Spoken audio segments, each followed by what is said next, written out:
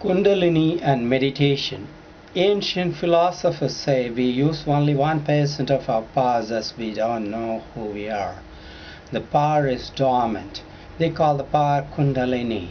Every person has to awaken the Kundalini that's asleep within one to enjoy life to the fullest extent. Kundalini, science taught, should be led in a proper path towards the goal to fulfill one's life. In the Bharat Yoga Shastras, it has been mentioned that there are 7 types of lotuses in the spinal column, helping people to take to the right path. They are known as Nadi Mandalas or Chakras, nerve centers as the discs. Kundalini power starts at Muladhara disc at the beginning of the spinal column. This nerve center is situated at the place of excretion of facial matters. It has 4 petals. Swadhisthana is situated at the urinary excretory point. It has 6 petals. And Manipuraka, Nabi navel point, has 6 petals. From that to Anahata, near heart, with 16 petals. Thence to Visuddha, the power travels near throat. From there it comes to Agneya, situated between the brows. It has 2 petals. From there it goes to Sahasra, which is situated on the crown of the head. It has 1000 petals.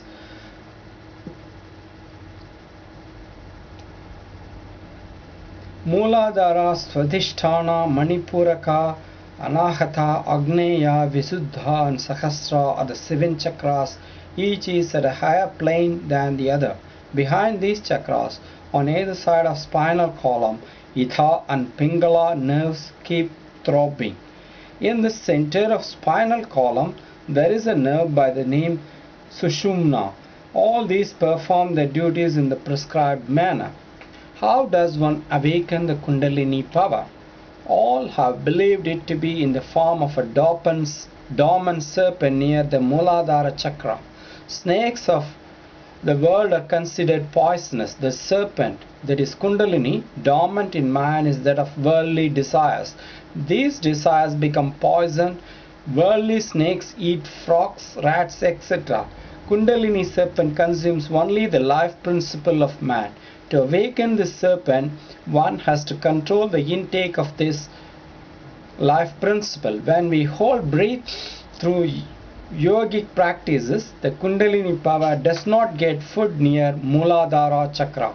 In search of food, it becomes active and continues to come up.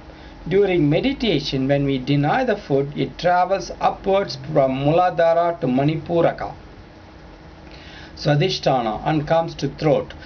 Even near the throat, food is not available for it. Then it reaches Agneya.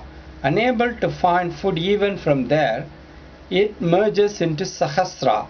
Therefore, to awaken the life principle or consciousness from Muladhara and let it merge in Sahasrara, it has been described as liberation by Vedanta. Prayer has taken various forms. They believe it to be concentration, but both are different. Right from dawn to dusk, whatever activities we perform, they are done with concentration.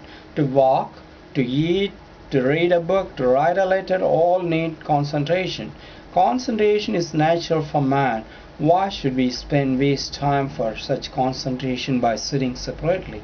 But one has to question the source from which one derives concentration.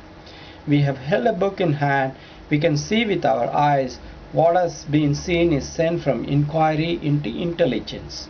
After the inquiry, mind begins to recollect, reflect upon it. It is an organ sense that held a book. Again, it is another sense that saw the matter. It is yet again another sense that reflected over the matter. It's due to the collective effort of all the senses that we are able to perceive the matter. Therefore, concentration is below senses. It is meaningless to call concentration which is below senses as meditation. Meditation is beyond senses. There is a border between concentration, which is below senses, and meditation, which is beyond senses, known as contemplation. Contemplation is said to be the second stage of intelligence. Intelligence is said to be the essence of sattva, the pure soul. It can be best illustrated with an example to make it clear to you. There is a rose plant. It has leaves, thorns, and rose flowers. Concentration helps you to identify as to where the thorns are and where the rose flower is. In concentration, we have only rose as the objective. Without touching the thorns, we have to pluck the flower. Love is flower, lust is thorn. There is no rose without thorns, but we have to pluck the flower without touching the thorns. For what purpose is this cutting of rose? To cut the love away from worldly desires, that is thorns, is contemplation. Concentration is identifying the various locations of the thorns and flowers by looking at the tree or the plant. To offer the flower so cut to the Lord is meditation. In our body, likened to that of a rose plant, we have pure love in the form of rose. It is permeated with fragrance or good smell of virtues, but right under this are the thorns of worldly desires. True meditation is to identify the thorns of worldly desires from selfless love and offer that selfless love to the Lord. From ancient days, meditation has been considered as the highest goal. Ancient saints considered meditation to be the process of sending the Kundalini from Muladhara to Sahasrara. During meditation, one should aim at selfless love as a goal. The method, posture of meditation is also very important. In the beginning, we must sit in Padmasana. Spinal column should not be bent to any side. One should be so straight that if a nail were to be driven down from Sahasrara, it should appear as though the whole body were wrapped around the nail. Loosen the garment that surround the waist prior to sitting for meditation.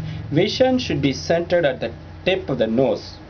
If one were to sit for meditation with open eyes, all those who pass by would cause disturbance to the mind.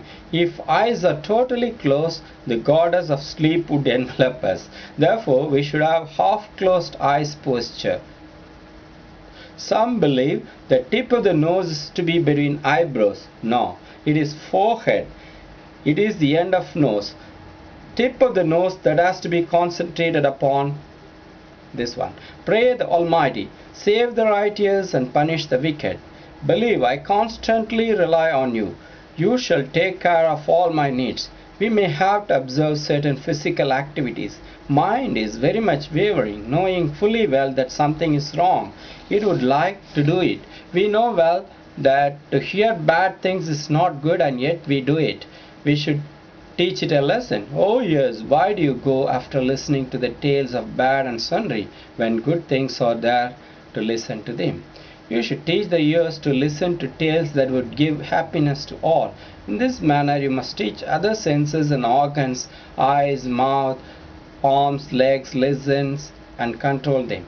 When mind begins to wander hither and thither, one must engage it. If mind does not have anything to do, it would roam the whole world. So before sitting for meditation, one must assign some work to the mind. What type of work? It has been a known fact that mind is a mad monkey. To make a monkey busy while he performs other feats, the street performer would plant a stick in the ground and ask the monkey to repeatedly go up and down the stick. Similarly, we must assign the job of a watchman to the mind near that part of forehead where the eyebrows join. By constant practice, we can make the mind stay in one place. Soham is a Sanskrit word meaning you and I are one. As one constantly breathes, so The breath gets control. This is the great power of yoga. There is no separate effort that one needs to make to arouse Kundalini. When all the vital air remains outside in search of food, Kundalini would rise. Some base lamp as a point of concentration. This elucidates the principle of unity in diversity and many in one. This cannot be understood by all very easily and does not confer bliss very easily. We should construe three types of pictures: imaginary, mental, or one based on feeling and actualization. Example of the first one: if you close your eyes and begin to visualize any form of God or nature created by imagination, this picture goes away in a moment. It appears as though it has been seen but goes away the moment you begin to visualize further. The second type of picturization, bhava, is not like this. It takes some time. You can picturize any God or nature from bottom to top, part by part. Like this, by the time you picturize, half an hour would have elapsed.